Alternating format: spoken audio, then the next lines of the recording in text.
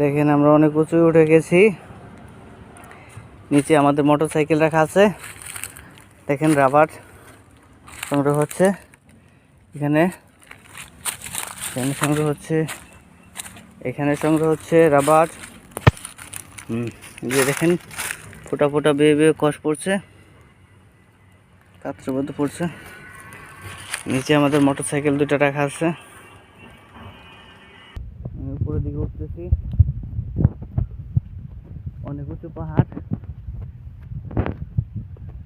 অনেক উঁচু। দেখেন ওই জন্য রাবার সংগ্রহ করছে।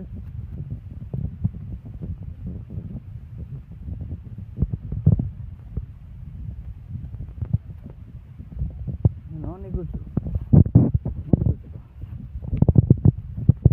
আমার দুই বন্ধু অনেক উপরে উঠে পড়েছে।